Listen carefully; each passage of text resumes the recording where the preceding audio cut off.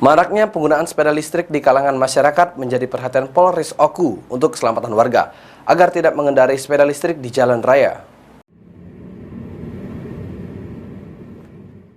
Sepeda listrik hanya boleh digunakan di jalur khusus dan tidak untuk digunakan di jalan raya, apalagi diberikan kepada anak usia sekolah atau di bawah usia 17 tahun.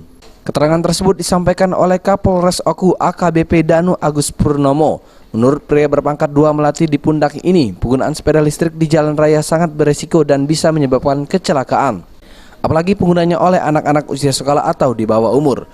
Untuk kenyamanan berlalu lintas dan menghindari terjadinya kecelakaan di jalan raya, peran orang tua sangat dibutuhkan. Jangan sampai membiarkan anak untuk menggunakan sepeda listrik di jalan raya.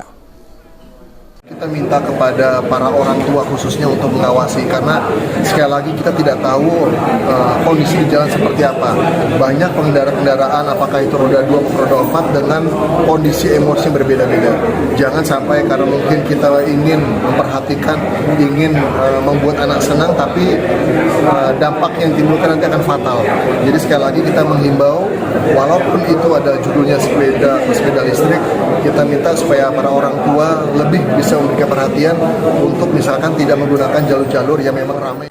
Polisi akan terus memberikan edukasi baik terhadap anak-anak maupun orang dewasa agar tidak menggunakan sepeda listrik di jalan raya. Kepada masyarakat diharapkan bersama-sama memberikan pemahaman yang benar untuk keselamatan bersama. Ari Pranika, PAL TV.